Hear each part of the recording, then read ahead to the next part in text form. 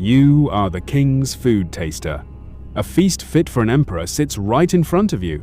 Roasted boar dripping with fat, freshly baked bread, and a golden goblet filled with the finest sweet wine.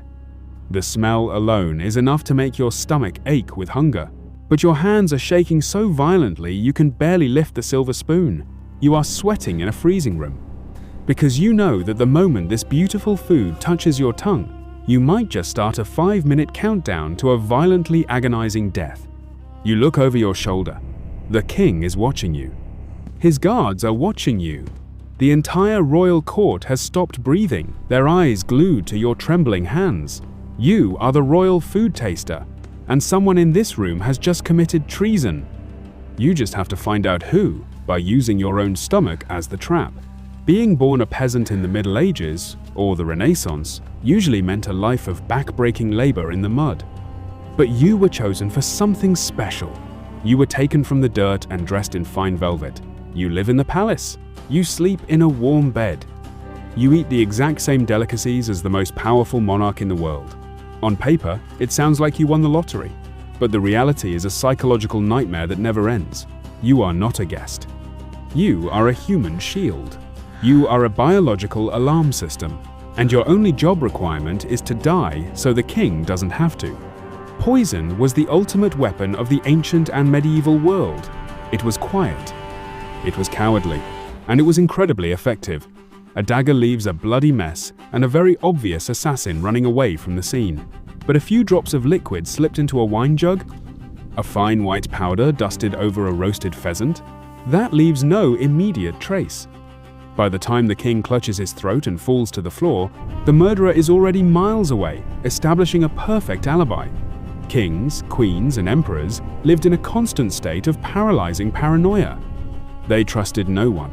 Not their generals, not their advisors, and especially not their own family members. History is written in the blood of rulers poisoned by their own brothers, wives, and sons, all hungry for the crown. To survive, they created your position, the ultimate line of defense. You sit at the head of a small wooden table, placed just a few feet away from the king's massive dining spread. The heavy oak doors swing open, and a parade of servants carries in the evening meal. Your heart starts hammering against your ribs. Every single meal is a gamble with your life. There is no breakfast, lunch, or dinner where you can simply relax and enjoy the taste. Every bite is an interrogation. The head chef places the first dish in front of you, a rich, steaming stew. You pick up your spoon, you hesitate, you look at the chef's face, searching for a twitch, a nervous sweat, a shifting of the eyes. Is he the assassin? Did a rival lord pay him a bag of gold to slip hemlock into the broth? You take a deep breath, scoop up the stew, and force yourself to swallow. Now, the absolute worst part begins, the waiting. You don't just take a bite and give the thumbs up. Poisons take time to work. Some work in minutes, tearing through your nervous system. Others take hours, slowly crystallizing in your kidneys. So, you sit there in dead silence. The king watches you. You stare at the wall, focusing on every single sensation in your body. Is that a normal stomach cramp? Or is your internal bleeding starting? Is the room getting hotter? Or is a fever suddenly spiking? Does your tongue feel a little numb? You swallow hard, checking if your throat is swelling shut.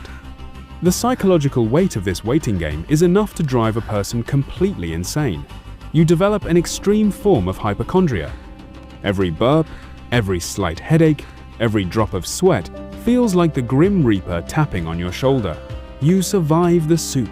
The king nods, and a servant serves him his portion. You breathe a temporary sigh of relief, but the nightmare isn't over. The meat is brought out next. You slice a piece of the roasted boar, you chew slowly. Arsenic was the favorite weapon of the era. It was known as the king of poisons and the poison of kings. Why? Because it was brilliant. It was odorless, colorless, and practically tasteless when mixed with savory food or wine. If they laced the meat with arsenic, you won't taste a thing. If you just ate arsenic, you won't know until the severe abdominal pain hits. It feels like swallowing broken glass. Then comes the violent vomiting, the cold sweats, the collapsing blood pressure. You will die on the floor of this dining hall, screaming in agony, while the king calmly watches, realizing you just saved his life. His only reaction will be to call for a mop, a new plate of food, and a new taster to replace you by tomorrow morning. You swallow the meat. Again, you wait. The clock ticks in your head. 5 minutes pass. You are still breathing. Your stomach is calm. You nod to the king. Finally, the wine is poured. This is the most dangerous part of the meal. Liquids mask poisons better than anything else.